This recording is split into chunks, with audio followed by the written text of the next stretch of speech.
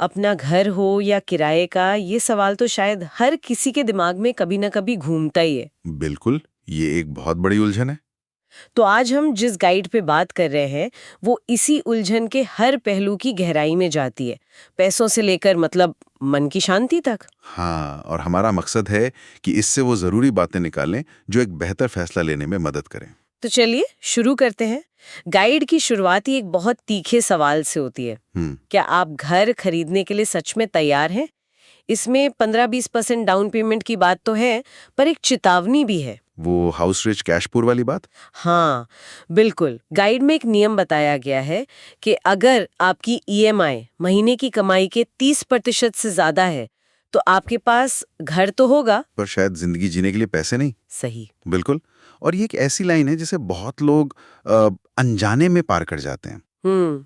दिलचस्प बात यह है कि गाइड इसे सिर्फ कमाई तक नहीं रखती, बल्कि वो उसे क्रेडिट स्कोर से भी जोड़ती है। अच्छा, वो कैसे? वो बताती है कि 750 के क्रेडिट स्कोर और मान लीजिए 650 के स्कोर में लोन के ब्याज पर 1% तक का फर्क आ सकता है। 1%? हाँ, और 20 साल के 50 लाख के लोन पर ये लगभग 6-7 लाख रुपए का सीधा अंतर बन जाता है। अरे। तो कम क्रेडिट स्कोर के साथ घर खरीदना मतलब जेब पर सीधी मार।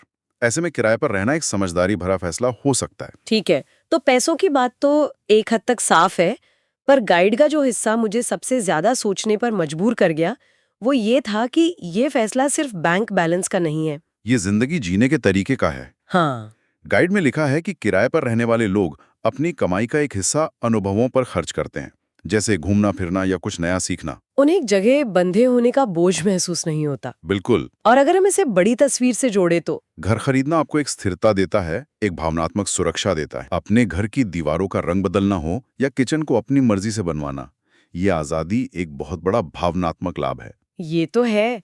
ये इस बात पे निर्भर करता है कि कोई अपनी जड़ों को कितना गहरा करना चाहता है। हाँ, लेकिन गाइड एक और सवाल उठाती है क्या?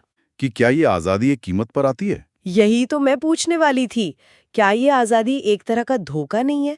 मतलब हर 11 महीने में घर बदलने की टेंशन, हाँ, वो अस्थिरता। उसका मानसिक स्वास्थ्य पर क्या असर पड़ता है? बार बार पैकर्स एंड मूवर्स को बुलाना कोई मजाक तो नहीं है। सही पकड़ा।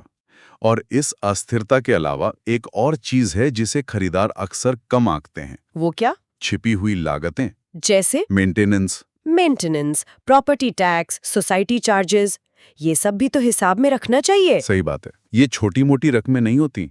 गाइड के हिसाब से ये आपके ईएमआई का 15 से 20% अतिरिक्त हो सकता है। अच्छा, ये तो बहुत है। हाँ, ये वो खर्चा है जो अक्सर लोग अपने बजट में शामिल करना भूल जाते हैं। ये तो बहुत जरूरी बात है। लेकिन दूसरी तरफ गाइड में घर खरीदने के एक छिपे हुए फायदे का भी जिक्र है। Forced savings. हाँ, वही, मजबूरी में होने वाली बचत।